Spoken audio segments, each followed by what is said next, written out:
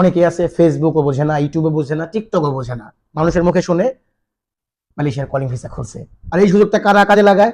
মাঠ পর্যায়ে যারা দালাল আছে, আদম ব্যাপারী আছে, তারা কিন্তু ব্রেন ওয়াশ করে ইতিমধ্যেই অনেকের কাছ থেকে টাকা পাসপোর্ট নেওয়া শুরু করে দিছে। এই জন্য বলি কি প্রিয় ভাইরা আমার, যারা মালয়েশিয়াতে আসতে আগ্রহী, যারা সোশ্যাল মিডিয়া ব্যবহারকারী আছেন, কোনো একটা পোস্ট দেখার আগে, কোনো একটা ভিডিও দেখার আগে, ভিডিওটা কবে আপলোড হয়েছে, কবে কর ভিডিও, কবে কর পোস্ট, ভিডিওর মধ্যে কি বলছে সম্পূর্ণ ভিডিও দেখবেন। পোস্ট করলে কমেন্টে ঢুকে দেখবেন সেই পোস্টটার কোনো লিঙ্ক আছে কিনা, সেই লিঙ্কের মধ্যে যাইবেন। যদি বড় বড় মিডিয়া হয়, সবার লিঙ্কে ঢুকেন না, তাহলে কিন্তু আইডি খাই ফেলবে।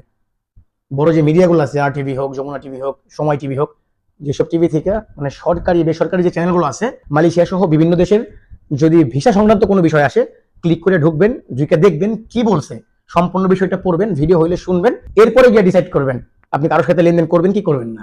আশা করি বুঝাইতে পারছি। যারা আমারে ফলো করেন, যারা আমারে ভালোবাসেন, ভিডিওটা সবাইকে শেয়ার করে দিন।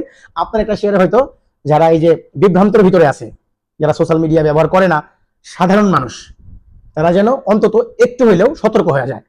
কলিং ভিসা চালু হয়েছে, মেডিকেল কিন্তু স্টার্ট হয় নাই, তবে হবে খুব শীঘ্রই। এটা আমি বরাবর বলে আসছি, এখনো বলতেছি, কিছু রটে কিছু বটে।